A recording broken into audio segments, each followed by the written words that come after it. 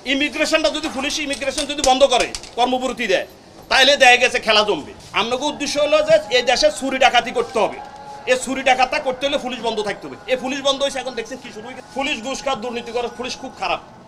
আপনি ভূমি অফিসে যাই দেখেন, আপনি এসিলেন অফিসে যাই দেখেন, আপনি টিন অফিসে যাই দেখেন, আপনি বিএটিভি দেখেন, ফাস্টফুড অফিসে যাই দেখেন, আপনি বিদ্যুৎ অফিসে, সারা বাংলাদেশে যে খাতগুলো আছে প্রত্যেকটা ডিপার্টমেন্ট সবখানে, টি অফিসে যাই দেখেন, একজন শিক্ষক একদিন 1 ঘন্টা একদিন যদি না থাকে কর্মস্থলে তাহলে তাকে টাকা দিতে হয় টিউ অফিসে।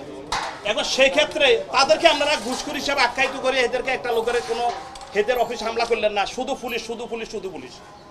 কারণ কি, এই পুলিশ দমলে আমরা চুরি ডাকাতি করতে পারবো, রাজারি করতে পারবো, এগুলো করতেছেন করেন, পুলিশ তো নাই।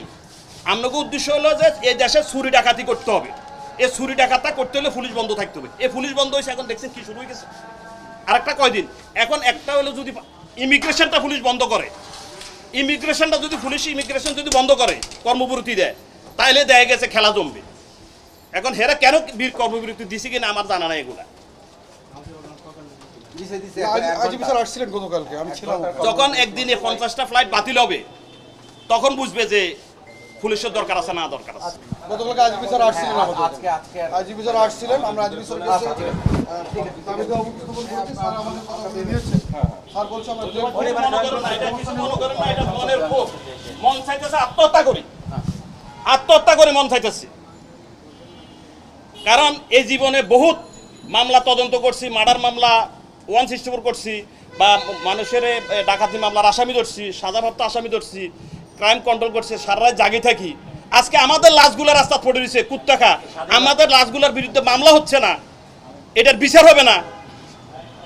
আমার কথা হলো যে যদি পুলিশে যেই পুলিশেরা ছাত্র জনতাকে হত্যা করছে তাদেরকে বিচারের আওতায় আনেন, আবার পুলিশের যে পুলিশকে হত্যা করছে তাদেরও বিচারের আওতায় আনেন।